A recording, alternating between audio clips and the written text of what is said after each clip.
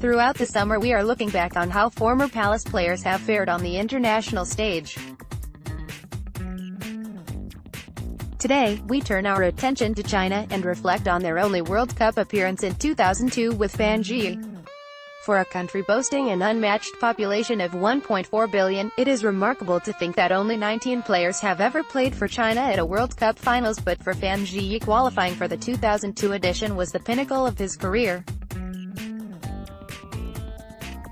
Fan had already been a trailblazer at club level after he and compatriot Fan Zhiyi sprang to the attention of Terry Venables during China's friendly against England ahead of Euro '96, and 2 years later, he recruited the pair during the start of his second spell as Palace manager, with an estimated 100 million fans in Asia watching the pair's early English exploits. While Fan only remained at the club during the 1998-99 campaign, Fan stuck around for much longer and would become a fan favorite in South London, making 102 appearances and scoring 6 goals, as well as being voted the Eagles Player of the Year in 2001. However, his commitment to his country's cause was never in question, regularly undertaking long-haul flights in a quest to help China finally reach their footballing potential.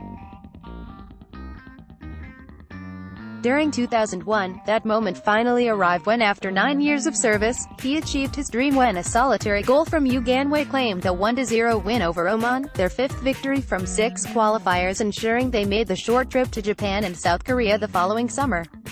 It was a success that went beyond football itself, recalled Fan, speaking to FIFA.com in 2011. When the game was over and we qualified for a World Cup for the first time, I got so excited that I even couldn't hear the wild celebrations around me.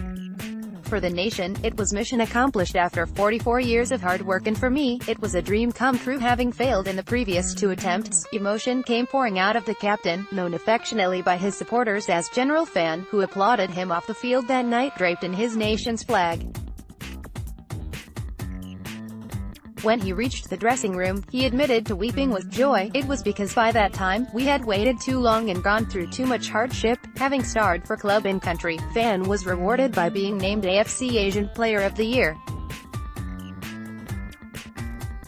However, sadly for Fan, who moved on to Dundee weeks after leading China to their historic qualification, he got injured a pre-World Cup friendly, limiting his participation to a solitary appearance in the opener against Costa Rica, which proved to be his 106th and final cap, while China were swept aside, failing to score or register a point in the competition.